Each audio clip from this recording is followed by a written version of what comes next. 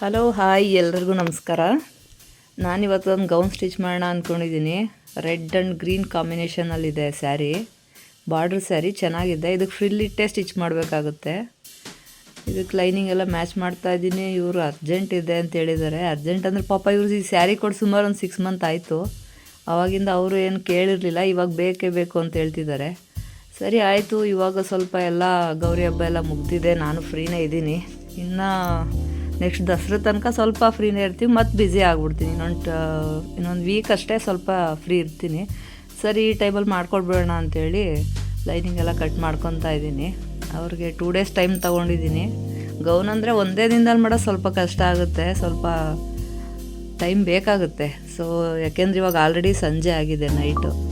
ಅದಕ್ಕೆ ಇವಾಗ ರೆಡಿ ಮಾಡ್ತಾ ಕಟಿಂಗ್ ಎಲ್ಲ ಮಾಡ್ಕೊಳ್ತಾ ಇದ್ದೀನಿ. ಕಟಿಂಗ್ ಮಾಡಿ ಇವತ್ತು ಅರ್ಧ ಮುಗಿಸ್ಬಿಡ್ತೀನಿ, ಇನ್ನು ಅರ್ಧ ಫಿನಿಷಿಂಗ್ ಎಲ್ಲ ನಾಳೆನೇ ಕೊಡೋಣ ಅಂದ್ಕೊಂಡಿದ್ದೀನಿ. ಸರಿ ನೋಡೋಣ ಫಿನಿಷಿಂಗ್ ಹೆಂಗೆ ಬರುತ್ತೆ ಅಂತ.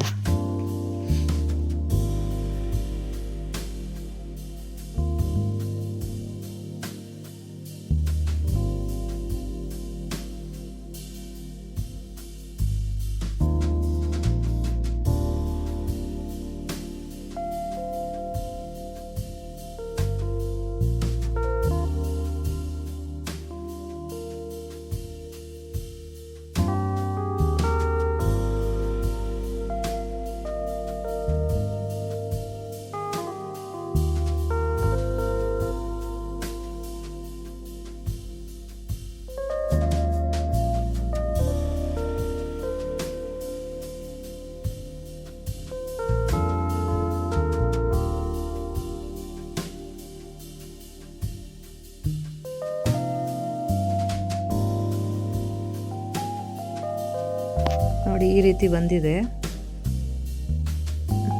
ಇದು ಲೂಸ್ ಇದೆ ಅಂತ ಅನ್ಕೋಬೇಡಿ, ಗೊಂಬೆ ಸಣ್ಣ ಇದೆ. ಇದನ್ನು ಹಾಕೊಳ್ಳೋರು ಸ್ವಲ್ಪ ದಪ್ಪ ಇದ್ದಾರೆ, ಅವ್ರಿಗೆ ಸರಿ ಹೋಗುತ್ತೆ. ಗೊಂಬೆಗೆ ಸ್ವಲ್ಪ ಲೂಸೇ ಇದೆ, ಬಟ್ ಸೊಂಟನೂ ಲೂಸ್ ಇದೆ. ಹಿಂದೆ ನಾನು ಕ್ಲಿಪ್ ಹಾಕಿದ್ದೀನಿ, ಹಂಗಾಗಿ ಅವ್ರು ಸ್ವಲ್ಪ ದಪ್ಪ ಇದ್ದಾರೆ.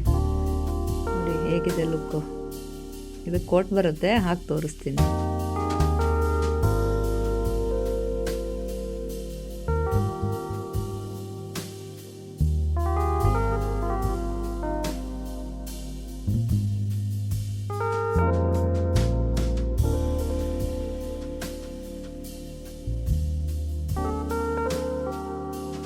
ನೋಡಿದ್ರಲ್ಲ, ಫೈನಲಿ ಈ ಥರ ಬಂದಿದೆ.